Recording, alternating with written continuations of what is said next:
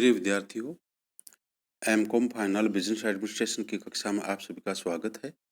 मैं doctor R M Yadav, associate professor, PG department of business administration, RL Sahariya college Kaladara. मैं आज आपको एमकॉम फाइनल बिजनेस एडमिनिस्ट्रेशन के paper सहकारिता के सिद्धांत एवं व्यवहार या सहकारी संस्थाओं का प्रबंध विषय के महत्वपूर्ण टॉपिक सहकारी प्रशिक्षण, कोऑपरेटिव ट्रेनिंग और हमारे देश में सहकारी शिक्षा एवं प्रशिक्षण के लिए उसको सुदृढ़ बनाने के लिए क्या प्रयास किए गए हैं, इस विषय पर अपना व्याख्यान देने जा रहा हूँ। सभी विद्यार्थी ध्यान से सुने।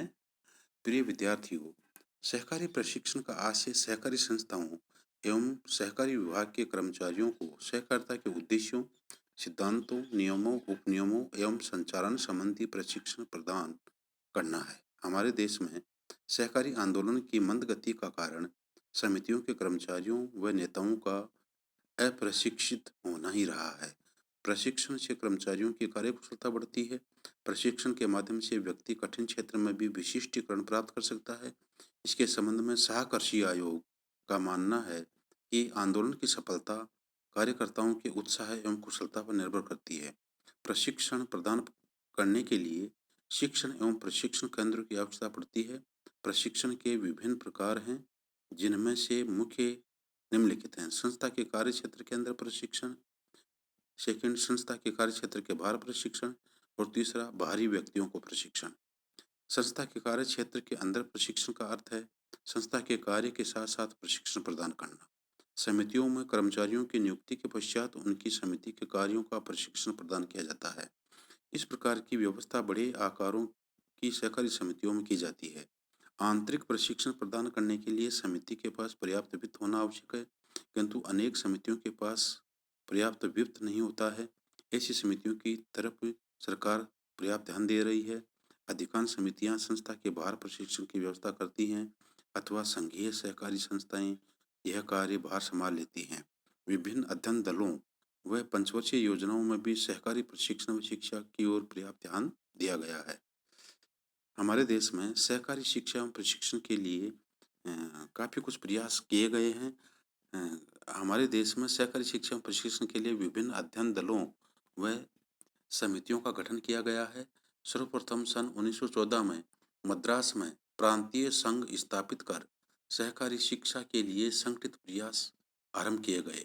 सन 1918 में शाही कृषि आयोग का कहना था कि सहकारी आंदोलन की सफलता के लिए आवश्यक है कि विभागीय तथा संस्थागत कार्यकर्ताओं को प्रशिक्षण दिया जाए।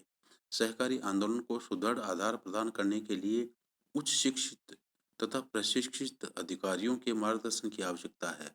आयोग की सिफारिशों के आधार पर कई राज्यों में सहकारी शिक्षा व प्रशिक्षण संबंधी सुविधाओं का विस्तार किया गया।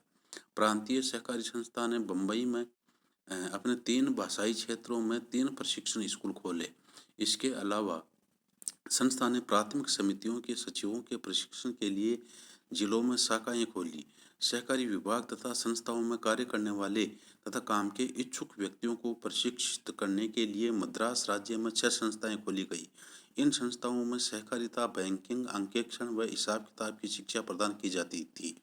इन संस्थाओं को सरकार अनुदान देती थी। इनमें प्रशिक्षण सरकारी सहकारी अधिकारियों को निर्देशन में दिया जाता था।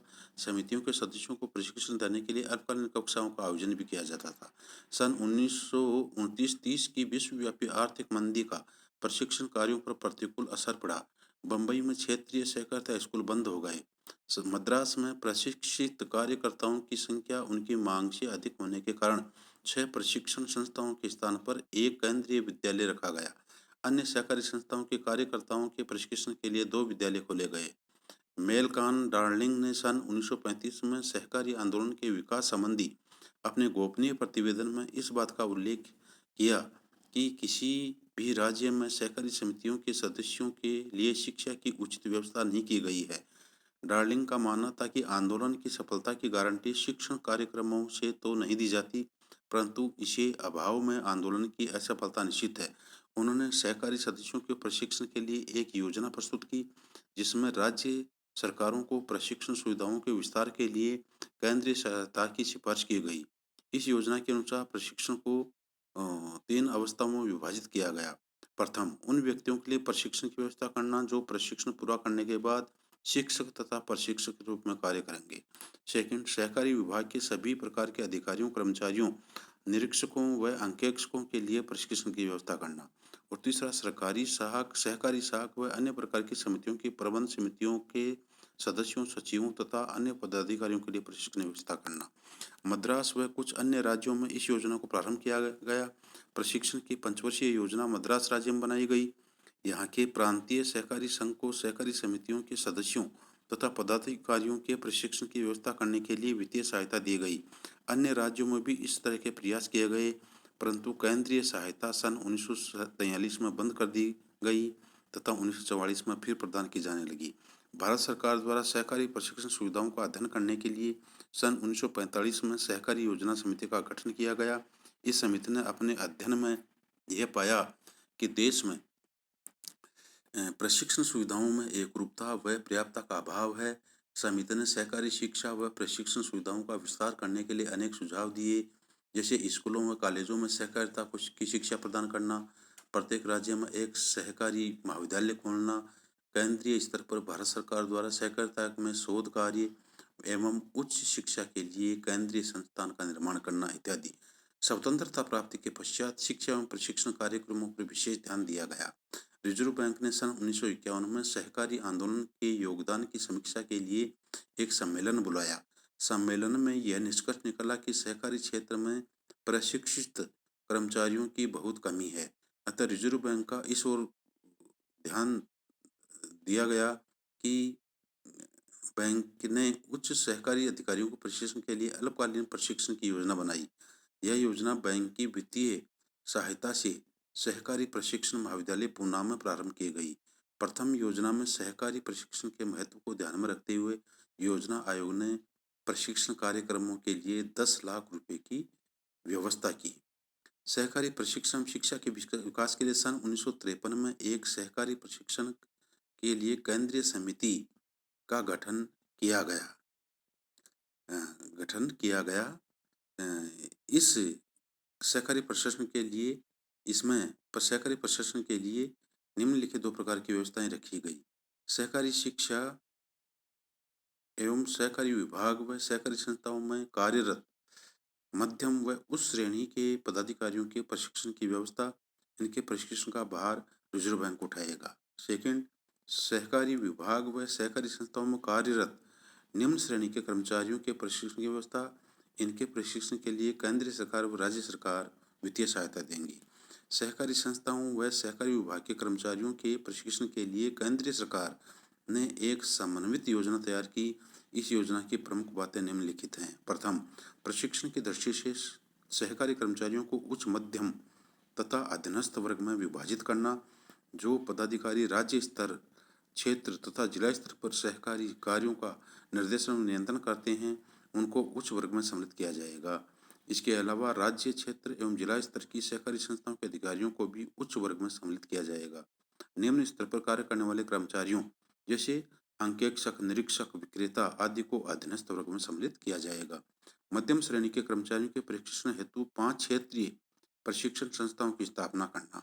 तीसरा, वर्तमान पूना सहकारिता महाविद्यालय का विस्तार कर उसे उच्च पदाधिकारियों के प्रशिक्षण की अखिल भारतीय संस्था बनाना। और फोर्थ, अधीनस्थ कर्मचारियों के प्रशिक्षण हेतु राज्य स्तर का कार्यक्रम बनाना। रिजर्व बैंक उच्च व मध्यम श्रेणी के कर्मचारियों के प्रशिक्षण की व्यवस्था करेगा। केंद्रीय व राज्य सरकारें अधीनस्थ कर्मचारियों के प्रशिक्षण की व्यवस्था करेंगी। समिति ने विकास अधिकारियों के प्रशिक्षण के लिए अलग योजना बनाई तथा इसके लिए विभिन्न भागों में 8 प्रशिक्षण केंद्र खोले गए। इन केंद्रों का पूरा केंद्रीय सरकार द्वारा व्यवस्था की गई तथा इनकी प्रशासनिक व्यवस्था स्थानीय समितियों को की संभाली गई। सन 1953 में विकास बैंक, सहकारी विपणन संस्थाएं एवं औद्योगिक सहकारी समितियों के लिए व्यवस्था कर पाठ्यक्रम आरंभ किए गए। इस प्रकार हमारे देश में सहकारी संस्थाओं के उत्थान के लिए, विकास के लिए अनेक प्रकार के प्रयास किए गए हैं। आप सभी ने मेरे को ध्यान से सुना, इसके लिए बहुत बहुत धन्यवाद। किसी भी कोई प्रकार की कोई परेशानी हो